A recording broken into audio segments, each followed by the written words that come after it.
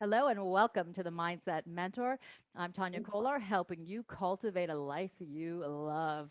As you know, your mindset is like a muscle that needs to be strengthened and conditioned. And today is your mindset workout. In fact, you're going to get a super conscious workout with my special guest joining me today, Dr. Mark Mincolla. And what I should say is the legendary Dr. Mark Mincolla.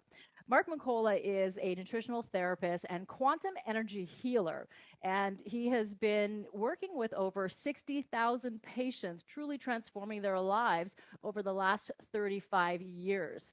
Now, his approach to medicine and healing is a one of a kind system, really, where he is integrating Chinese ancient energy healing techniques with nutritional science, but also something quite different that not a lot of people even understand is muscle testing. So a really truly customized approach to healing and helping his patients to access their super conscious. So today we're going to dive into his latest book. He is a seven-time international best-selling author. He has written a phenomenal book called The Way of Miracles. I'm just going to reach over here and grab it so you can see this, because you're going to want to get a copy of this. And the documentary in the same title, which is truly his brainchild. We're going to talk all about that. So let's say hello and a big welcome to Dr. Mark Mincolla. It is such a pleasure to have you here today. Tanya, I'm so honored to be here. Thank you so much for having me. Wow. Well, it's such a timely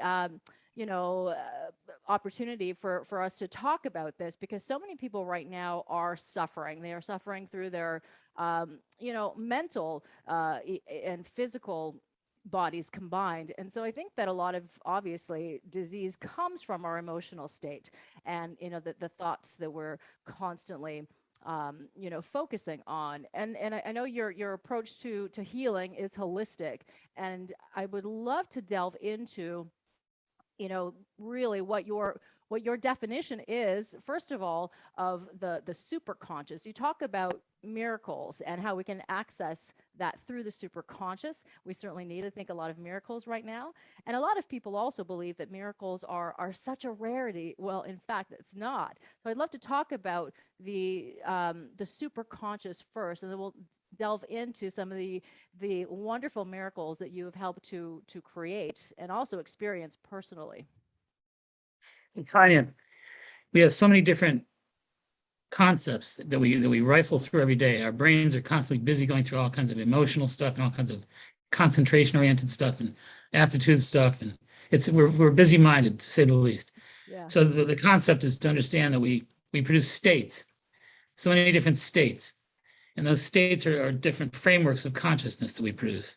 Some states are more contemplative, they're more meditative, they're more calming, they're more relaxing, they're more sleep oriented. Some are more active, some are more burst oriented. So gamma bursts are classically what you think of in terms of bursting the brain, elevating the brain consciousness and the mindset and the awareness, just to have a sharpened, acute awareness response. That's gamma. So delta and theta are more relaxed, alpha is more meditative. So we have different states that we actually move through that are resulting in so many different energetic properties in our bodies, in our minds, and our spirits. We're one big energetic machine, Constantly emitting, that energy field. And I think it's really important to really start to recognize that energy field within ourselves, and how it is affecting everything in our lives. As you say, we all are, connected, and it's important to understand the cause and effect of, anything that we do, and including our thoughts. We put a thought out there, it lives, it's out there, it has its own energy, which sometimes is absorbed in different ways. And also, I think lack of processing emotions tends to lead to, suppressed emotions, of course, which leads to disease in the body. And truly, I think in this time, we're looking for alternative ways to help heal. Traditional medicine is always that sort of band-aid approach. Now, it's great. I mean, there's certainly a purpose for it. I'm not saying that there isn't. It can be extremely helpful, but a lot of times it's simply going to just the symptom, alleviating the symptom, as opposed to actually looking for the deeper cause and going directly to the root. And I know that for you, Dr. Mincolla, that is key. And first and foremost, is to truly go to the root cause. So how is it that you are able to go to that root cause and help your patients discover what's causing the actual symptoms? You mentioned a few moments ago muscle testing. There's many different systems, many different techniques, many different approaches to what muscle testing represents. But here it is in a nutshell. The body is an electromagnetic machine. The body and the brain produce frequencies, as you mentioned earlier. So we can actually dialogue with our body through the energetic properties of our nervous system. So it's our neuromuscular response. It's a neuromuscle, which means nerve and muscle. So now, whenever I'm testing the strength of a muscle, I'm actually doing that with intent. So I can ask the body, you can ask questions, like I said, dialogue. How's wheat? Negative. How's dairy? Negative. How's green beans? Positive, whatever. So, I mean, there's a simple pass-fail technique that we often use. Pass-fail just indicates whether something has a positive energetic response in the body or negative. And again, the body is neuromuscularly in tune with what you're asking.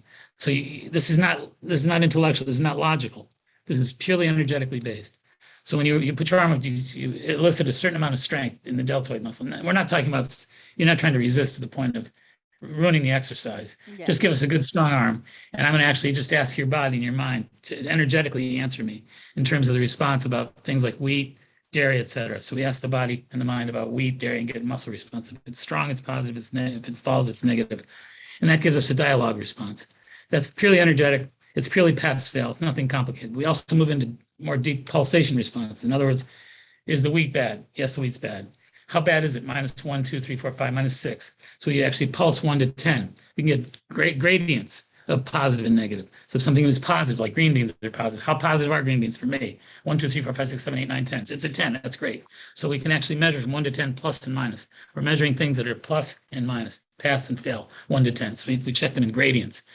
But by the time you've massed this information, we got extensive sheets we run through. We test everything. We test absolutely everything. All the glands and all the organs, the response to every food you can imagine, hundreds of foods. So by the time we're done, we learned a lot of information about you from the energetic process. It's incredible. It's absolutely incredible. We tap into the roots, though, like you said a minute ago. Like if somebody has a migraine headache, we can actually talk to the body and dialogue energetic with the body. What is the cause? Is it dietary? Is it stress? Is it hormonal? Is it viral? Is it bacterial? Is it fungal? Is it mold? Is it allergenic? What is it? We get to the root of that. And again, we do the same thing. We go through dialogue and Q&A. We detail all that information after we've completed the testing. It's remarkable. It's incredible. You know, it truly is incredible to be able to get to that point of, specificity in terms of the degree of the sensitivity or the pass or fail is one thing, but to be able to go to the specifics like the 1, 2, 3 and find that. I think so many people today are suffering from sensitivities and allergies, so much more than years ago.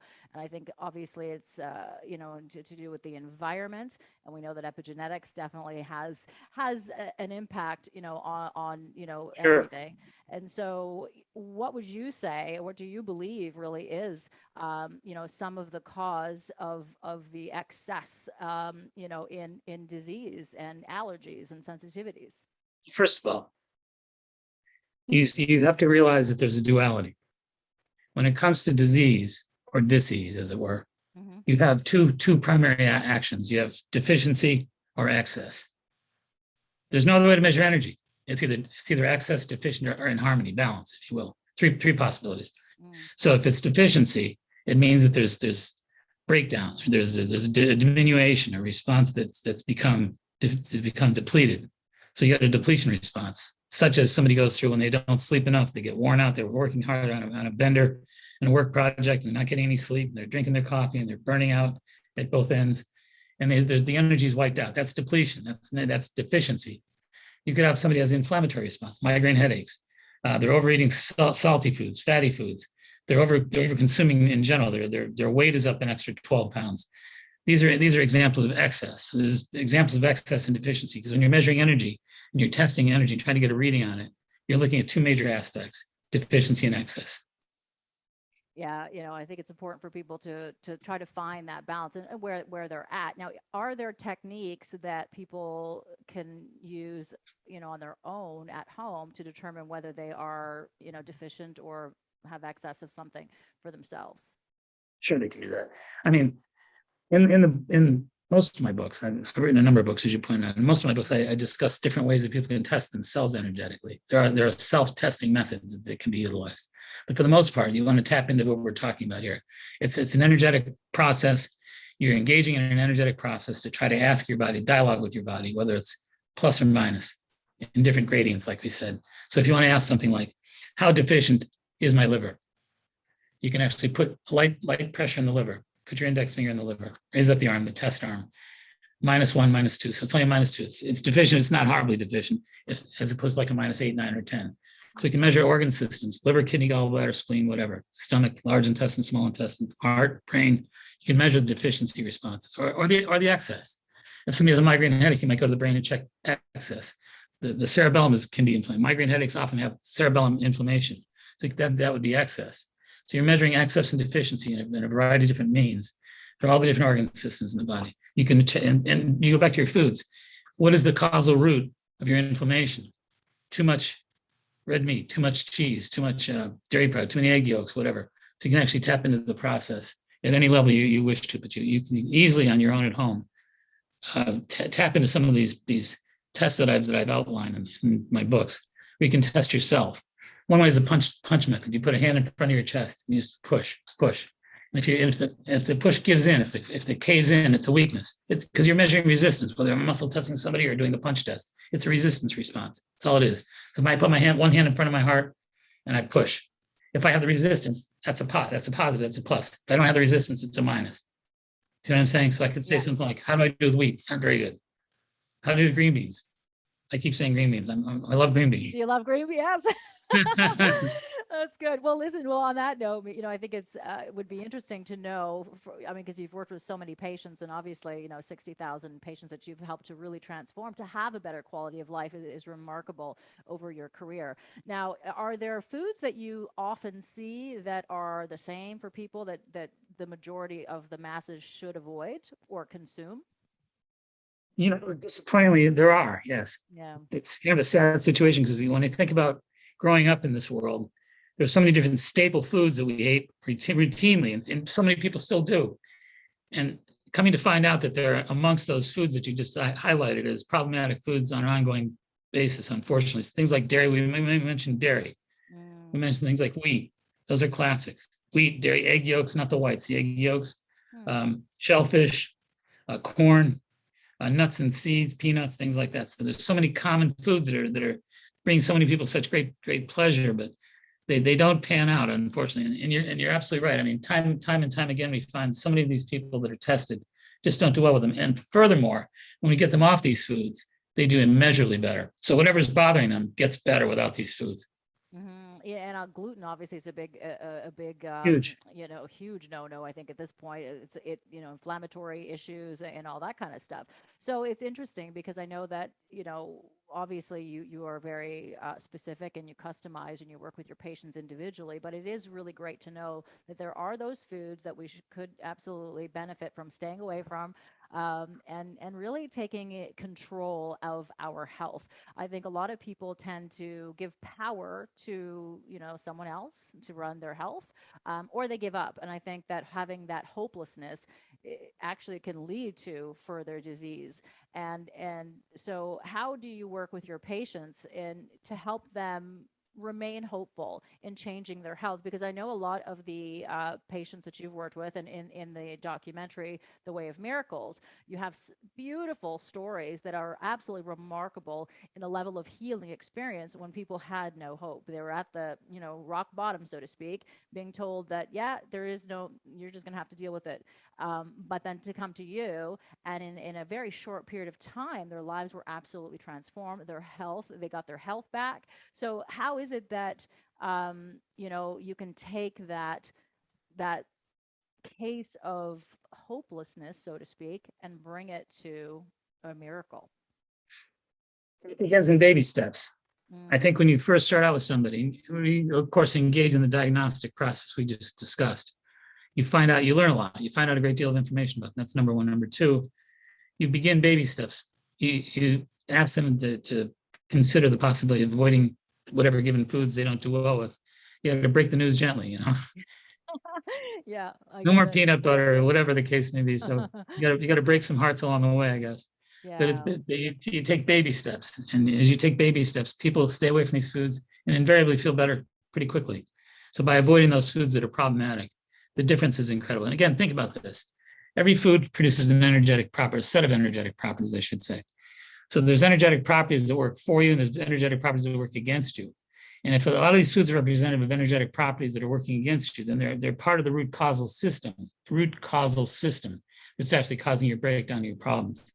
So by eliminating the root causal system, breaking up that iceberg of problems, you start feeling better right away. So they're not going to feel 100% better in the first week, but they're going to feel noticeably better to the point where they can get them to the second week. And then I say there's a 21-day cycle. And for most, like 90% of people I see this 21-day cycle.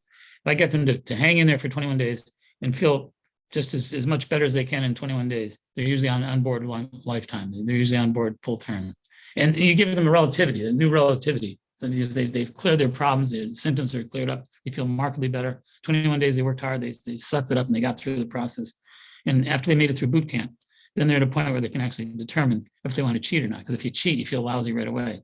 Then you have something to compare it to. The contrast of how you felt yesterday after your 21-day cycle was cleared, and then you cheated the next day. How much worse do you feel today than you did yesterday?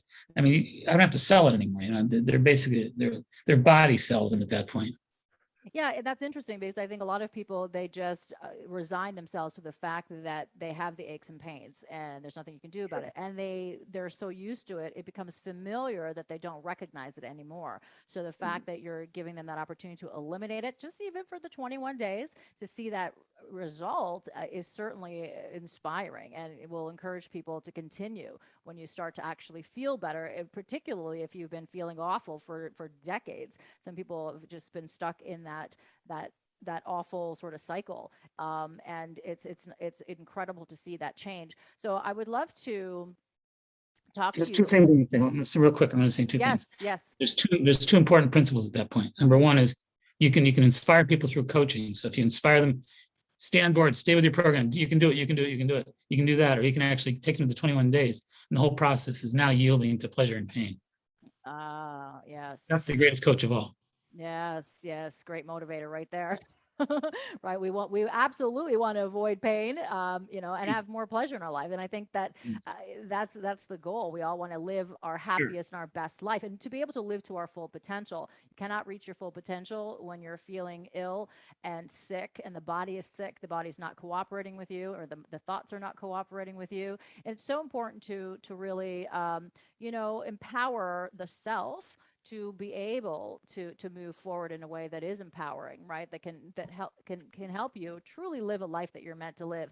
I know that in your book you have mentioned that we're meant to be extraordinary, and it's so important that we remember that. Too many people live a life where they've forgotten that, or they again have resigned and given up hope that life can be better, and that really can be devastating in so many ways. And whether you're right now, you're listening and you're going through a health challenge, or you're experiencing a loved one go through a health challenge, always remember that, there is always hope. You always have the ability to tap into, as you say, Dr. Mark Mincolla, to tap into the superconscious to access that internal healing. So I'd love to talk more about that and how we can tap into that to really facilitate and foster a better quality of life. We're going to take a break here on the Mindset Mentor. You're listening to Dr. Mark Mincolla joining me here today. Phenomenal doctor who specializes in, diagnostic muscle testing to help his patients. So it's really taking an integrative approach, a holistic approach to medicine. And we will be back with more after this break. Stay with us.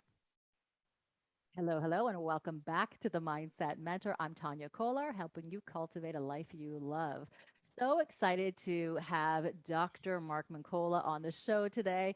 Phenomenal, absolutely phenomenal in terms of the work that he is doing to help the masses heal, to tap into their superconscious, to be able to access a different level of healing. So Dr. Mark Mincolla is a nutritional therapist. He's also a quantum energy healer who has worked with over 60,000 patients over 35 years. So, Dr. Mincolla, I think you've learned a thing or two, working with your I patients. was paying attention along the way. Yeah, that's good. Good news, right? So it's interesting. You talk about in your book, The Way of Miracles, and also the documentary of the same title, how we have the ability to tap into a state of being, our super consciousness, that higher power, to be able to heal the body, and even through chronic, illness. So how can we do that? I think a lot of people find that to be a foreign belief. They don't really understand that. Can you put that into perspective and help us understand? Like I said earlier, there's different states that our mind produces, that our brain produces. I say there's two key numbers, 4 and 40. Those are two important numbers. Four hertz, which is cycles per second that our brain can produce, is representative of delta brainwaves. Delta brainwaves are very deep, relaxing. They're like meditative, like contemplative. They're like trance states. They're very efficient states of relaxation and memory and all that kind of stuff. So when it comes to transformative change, if you really want to transform and change your wisdom factor, your intelligence factor, your transformational factor, 4 hertz is an important number to remember.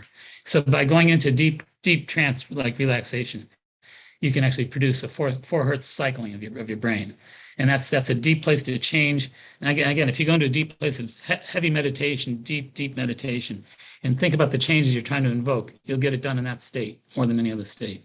There's another state, 40. I mentioned 40 hertz. That's what are called gamma brainwave bursts. Gamma bursts are totally opposite. I say the important thing is on a day-to-day basis, routinely, you want to produce four hertz. You want to relax, meditate, contemplate, trance out, whatever you want to call it, go into deeper states and produce that slow cycle that has such a high amplitude. So interestingly enough, energy is fascinating like that. The lower the frequency, the higher the amplitude. Now, amplitude is meaning you can see a tremendous amount of information together, tremendous amount of information together, and absorb it. So you can become wiser, smarter, more spiritually endowed, whatever you want to call it. Yes. So you can do that on a day-to-day routine basis by producing 4 hertz. And again, just deep relaxations. That's all that says. 20 minutes of deep relaxation. Now, 40 hertz is a different story. You want to listen to different binaural beats. You can actually go on the internet, tap into binaural beats, go into the same meditative states you did with 4 hertz, with the delta brainwaves. This time you're going to do it with sound, with binaural beats. That'll take you to 40. Now that's a whole different state. That's a place of exceptionalism. The wisdom factor becomes exploded at that point. So the information that you become aware of in 4 hertz cycles becomes available, it flows. So you have more access to the flow of this brilliant information. So I say 4 and 40 are the keys. I love that. Well, tapping into the genius, really, right? When you can get to that. Exactly right. Mm-hmm. And everybody has that within. I think there's a misnomer that people believe, genius is only for certain people, or, you have to be a gifted healer to be able to heal the body. The body is incredible in terms of the ability to heal the self, and everybody has that power. And I think the body's also really good at giving us a signal and saying, hey, we need a little bit of help going on over here. So when signs show up, is that sort of the precursor that is, hey, let's get some help here before it turns into something more serious? I say this: we're more than genius; we're divine. Ooh, I love it. Yes. Well, so true though. I think when you go into those deeper states, the delta brainwave states, the alpha brainwave states, the theta brainwave states, those are deeper states that actually show us who we are. So I would say one of the things I say in the book: go to the nearest mirror, and look in the dead center of that mirror. Look in the center of your eyes. So look with your eyes, look in the center of your eyes, and tell me what you see. Tell me what you feel. Do you feel the essence, the presence of your soul? I think it's about essence. Essence is the true genius of divinity. I love that. Well, I think, the divine consciousness, we're all collectively part of that, right? And it's interesting. So separation from illusion. Yes, absolutely. And I think that, so many people live that life today, especially now, but it's been a big, huge opportunity for us to sort of, recalibrate, reset, and to really remember and to see how connected we really truly are and how we need each other. So important. You were talking about your exercise that is in your book, The Way of Miracles. I actually did that this morning. Something, what is it? Something yourself, know yourself, or the exercise itself? What's it called? Yes. Yeah. So, One of the other books I refer to it as identifying your I. oh, okay. Yeah, that makes sense. And it's We, interesting. So I did the exercise and absolutely I could tap into that conscious. I could become the observer. And there was a time, your energy. energy, pure energy, absolutely. But I remember there was a time for me when, and this is years, decades ago, where I was doing a mirror exercise and I looked in the mirror and I couldn't even look at myself. I couldn't even look at myself in the mirror.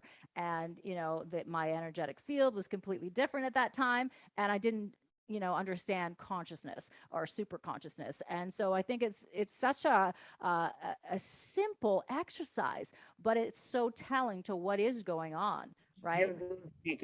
I always say that the only mortal sin is self-contempt. Yeah. And so many people are so constricted and so limited by self-contempt, the lie of self-contempt. Because when you think about it, think of the Tai Chi circle. You have the dark circle, the light in the middle, and you get the light circle with the dark in the middle. Yep. That's representative of the mutual compatibility of opposition. So the idea that we're both divine and human. We tend to think of ourselves in the human sense. So we don't like ourselves. We're sinners. We're losers. We're failures. We've done this wrong and that wrong. We've had divorces and all that kind of crap. We get stuck in that notion of a negative cycling of behavior. We get stuck in this notion of contempt, self-contempt. I don't like me. I don't like these images that I remember and that I think of when I think of myself. But keep in mind, the Tai Chi circle is at work here. There's a divine self that doesn't make mistakes. It's a soul. When you look in that mirror and see that, feel that essence, that presence that you talked about, that's soul. That's perfect. And I think you need to remember that you're both parts, and you have a big enough soul to forgive your humanness. Yes. Well, let's talk about forgiveness because I think that's a game changer for so many people. Being able to forgive the self, but also to be able to forgive any sort of grievance against you or that you feel was a grievance. Because I think people in life are only doing the best they know how to at the given moment, and it does create a lot of stress. And obviously, stress is not good for the body and for our overall health. So, how does forgiveness factor into your philosophy of healing? Forgiveness is peace. Mm. I think the key is this. We tend to see things as chaotic and disorganized. We tend to, like I said a minute, we think of ourselves as half the circle, the flawed half of the circle, not the divine half of the circle. We look at life on planet Earth and the life we've led. We look at that flawed as well. We don't see the divine part of that. We tend to look at the flawed parts of the Tai Chi circle in all aspects of our lives. So we don't want to forgive people that we feel have done wrong by us. So those people that have hurt us, we tend to build an anger, a rage, a resentment, or we want to get even with them, that kind of stuff. And I think that that's part of that negative self-contempt that we talked about. I think to understand the full circle of life, you have to understand that these things are necessary. I believe we chose these things in between lifetimes, in our spirit zone, if you will, or spirit consciousness. We knew why we needed those things. We're not going to remember that. Yeah. But in between lives, you have to understand that you had the wisdom of totality at that point. You had the ability to reason your way into that with your divine nature, your divine wisdom, and to know I needed this person to give me a hard time for whatever reason, and I'm ready to go down the chute. Let's go. And then everything's all but forgotten, So true. I think sometimes it can take, many years sometimes to look back and Sure. start to figure out the lesson and why things in this lifetime have happened, and how they make perfect sense. And that kind of brings me to your personal journey and how I think things really sort of came full circle for you. You dedicated your life to helping people heal, to have that better quality of life, to live optimally. And you met with your own life-threatening illness and challenge, and you write about it in your book. And it was so surprising when you were talking about your experience, and I can imagine how terrifying that was for you, and I'd love for you to be able to share that with the listeners.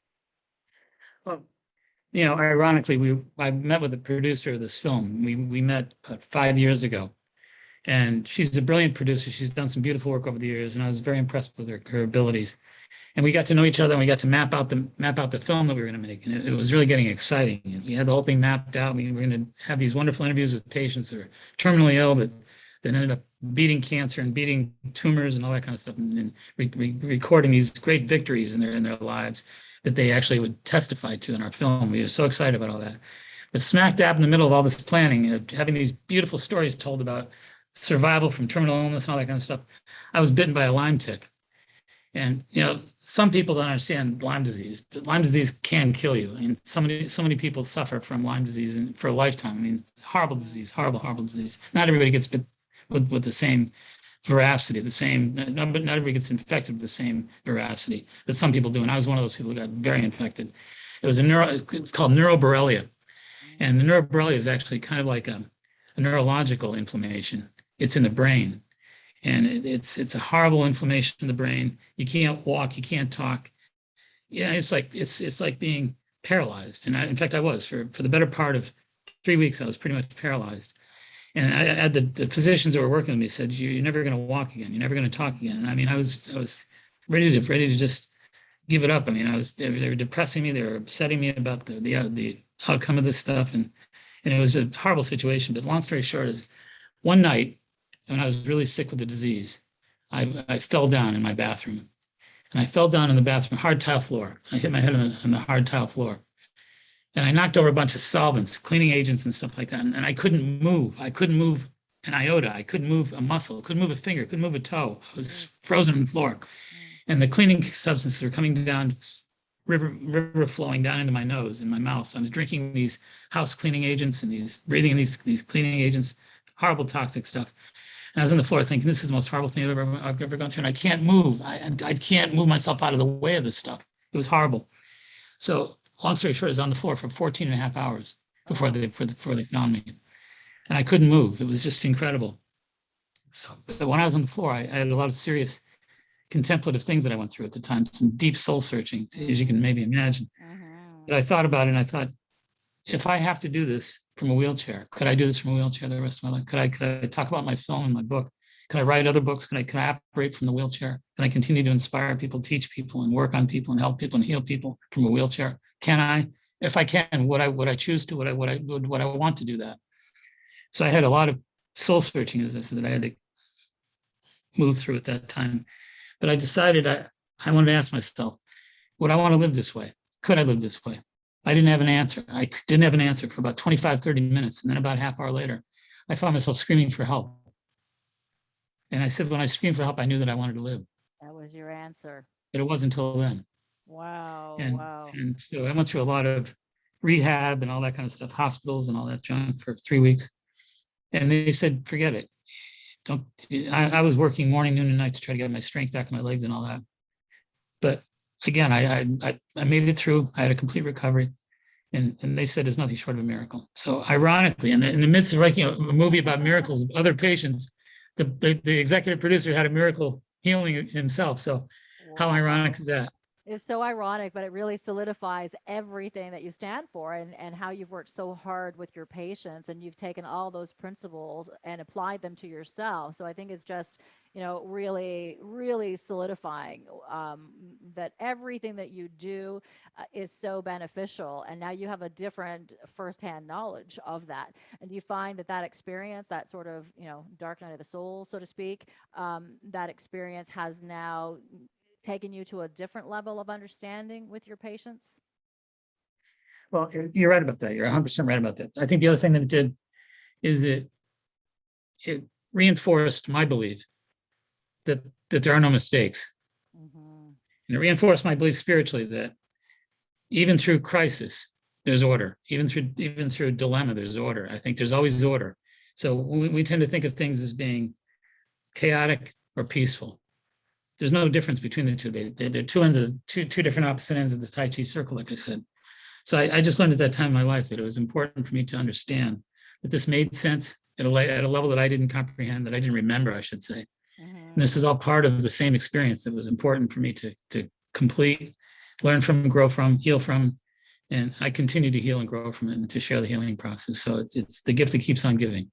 Well, I think you're certainly living your life purpose and, healing the masses through obviously your knowledge and your expertise, but now also your personal experience of being at that low level and, having that, not even knowing whether it is you wanted to continue. And I think a lot of people listening right now have had that moment or could be experiencing that moment right now that they feel like they want to give up because life can be so overwhelming. But it's so important to remember that life is a cycle. right? Like it's always a cycle. And, every single moment in life is temporary, the good and the bad and everything in between. It's not meant to last forever. And the cycle will continue. So it's so important to just keep moving, put one foot in front of the other and keep moving. Look at our challenges, and something that I've experienced in my own life is I look at my challenges as my greatest opportunities, my greatest blessings. And now when I experience challenges in life, and I'm like everyone else, I have a lot of challenges, and I look at them now and I welcome them in, and I say, what is there for me to learn about myself in this situation? And I try to say and know and remember that there's always a blessing. Even though it doesn't feel like it, there is always a beautiful You're lesson absolutely right about that. When I was on that bathroom floor, the most important thing that happened to me in my life was on that bathroom floor. Wow. I tapped into my soul, my essence, my true self as a soul. When you're that destitute, when you're at the edge of the cliff, there's no other baloney. There's no malarkey. There's no fraudulency. There's nothing fake about anything. That's your ego is dissolved into a zero zone. Yeah. And it's pure essence at that point. Like I said, so I mean, I didn't observe my soul. I became my soul. Oh, beautiful. I love that. I love that. It's such a remarkable story. And I thank you so much for being vulnerable and sharing that. I know that's going to be so helpful to a lot of people. Now, we will take a break. We're going to come back and we'll talk more with Dr. Mark Mincolla. Dr. Mark Mincolla has written a beautiful book, one of his many international bestsellers. This is called The Way of Miracles, and the documentary. You must watch the documentary. It is remarkable. You will be blown away by the healing that Dr. Mark Mincolla's patients have experienced. After they've been told that really there is no hope, Dr. Mincolla has changed their life completely. So stay with us. We'll be back here on Sauga 960 AM. You're listening to The Mindset Mentor. I'm Tania Kolar. Welcome back to the Mindset Mentor here on Sauga 960 AM. Hope you're having a phenomenal day.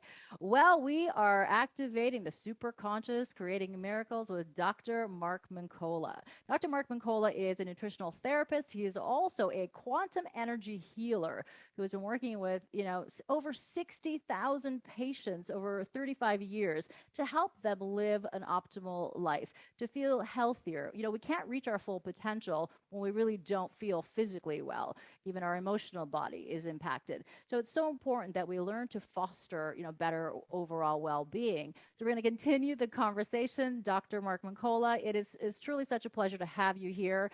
We had talked about, really that self-contempt that a lot of people have. I suffered from that as well, for decades. And I think it's so important to foster self-care. So how can we really better take care of the self? What are your tips? First, I say disease. All disease begins with dis-ease. It's number one. Number two, all dis-ease is the result of self-contempt. So the core to who we think of ourselves as in this world, or in the living process, is an ego, a personality, a body, a mass of cells, kind of a mechanical perspective, if you will, mechanistic perspective. So most of us think of ourselves in those terms. And again, that's where our fallibility is. So when we identify with our primary self, so our fallibility nature, it doesn't leave a lot of room for us to embrace and feel good and feel confident and overcome dis-ease and self-contempt, so to speak. So we're living in a diseased zone of consciousness based on our poor conceptualization of self. That's number one. Number two, like I said in the book, miracles are not impossible. Miracles are not unlikely. Miracles are very possible. They're very likely, and they're very saturated in the level of higher consciousness. So it's where miracles are that we need to attain to. So if you go to where the miracles are, miracles are accessible. If you don't go to where the miracles are, you're not going to get there. So when we think about the personality self, the ego self, when we think about the mechanical self, you're not going to access miracles there.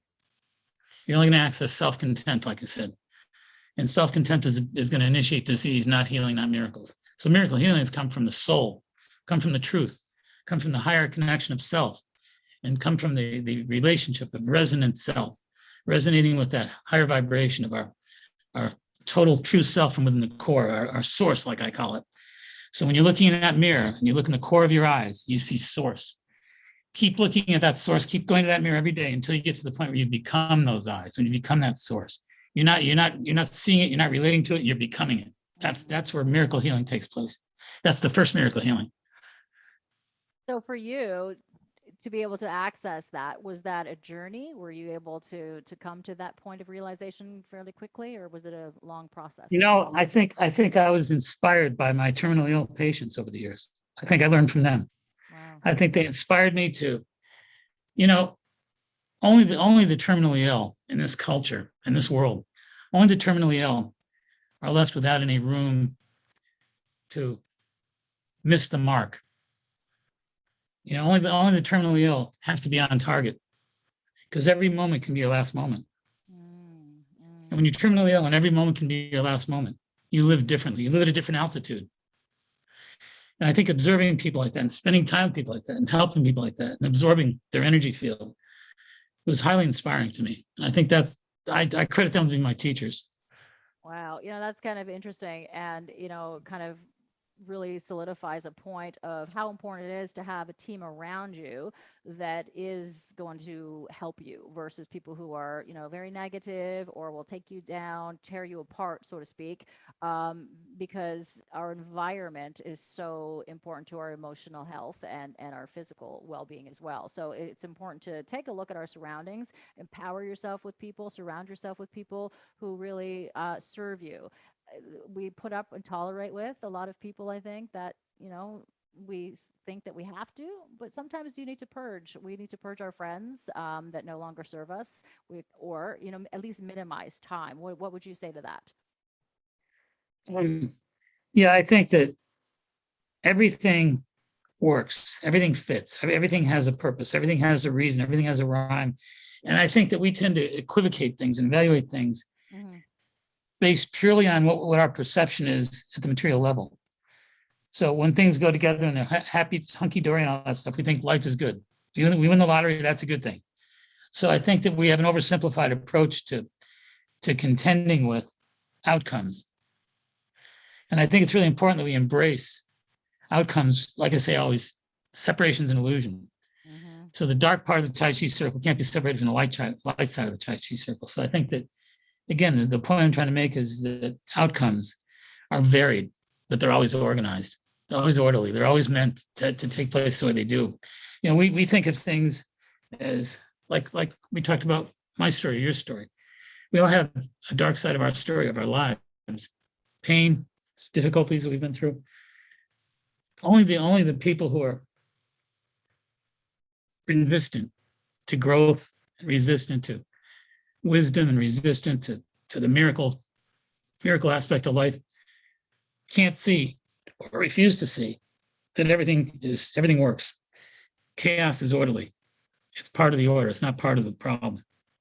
So we have to understand that even the chaos is part of the process, and to not separate the good from the bad, to integrate the light from the dark. Beautifully said. Absolutely. It's we can we tend to, if we do, we separate ourselves and we blame other people, but we do have to take responsibility that we are a part of this. We've created everything collectively together. It's been an incredible conversation with you, Dr. Mark Mincolla, and I truly encourage everyone to get the book. I'm going to hold it up one more time so people can see that. The Way of Miracles, or the Way of Miracles, also in documentary of the same title, and I highly encourage you to watch it. It's brilliant. People can actually watch the film by logging on to thewayofmiracles.com. Perfect. Yes. Excellent. Thank you. Okay. And just final words on the film. What was your purpose, and what is your final message? What is it that you really want the masses to know? I want the masses to know who they really are. To know that they're not limited, that they're unlimited. I want them to know that they are resplendent. I want them to know that they're magnificent, and that they have a side to themselves that they don't look at enough, that they don't embrace enough, that they don't bathe in enough. To be bathed in the soul of yourself with your conscious wisdom is the most important thing you could ever do to heal. I'm not talking about doctrine, I'm talking about healing. And to heal yourself from within your own soul is eminently within reach. And I just ask people to take that extra stretch, take that extra reach, and tap into their source, and operate from their source, to operate from their soul, and to become the resplendent beings that they are. Beautiful. And to bathe in the soul of the self is so profound and beautifully said. And miracles happen all around us.